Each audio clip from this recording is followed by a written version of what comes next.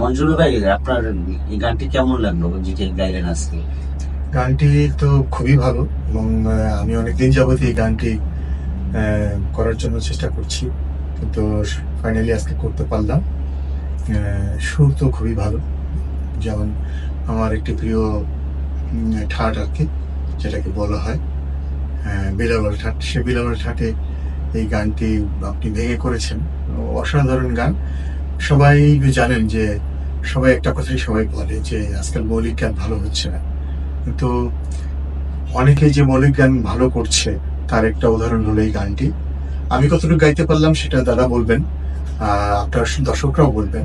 কিন্তু দাদা নীরবে নিভৃতে যেভাবে কাজ করে চলেছেন, আমরা এখানে যারা মোটামুটি একটু জেনে বুঝে গাই, কতটুকু গাইতে পারি জানি না, তাদেরকে নিয়ে দাদা নিজেই খুঁজে খুঁজে বের করে গানগুলি করছেন। এবং আমি আশা করব সবাই গান শুনবে।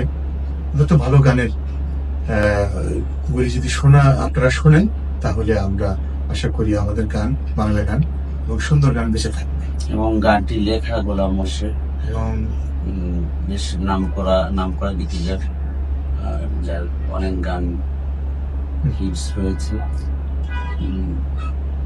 এদেশের সমস্ত শীর্ষস্থানীয় মানুষই তার গান করেছেন। লাইকা কন্দের সুরে তার গান হয়েছে, জেমস গিয়েছেন, সাবিনা নবী, ফাহমিদা নবী, বাপ্পু মজুমদার, অনেকেই গিয়েছেন। তো আজকে তার লেখা গান এবং দাদার সুর করা এবং কম্পোজিশনে গানটি করলাম। আশা করি গানটি আমাদের সবার মাঝে বেঁচে থাকবে।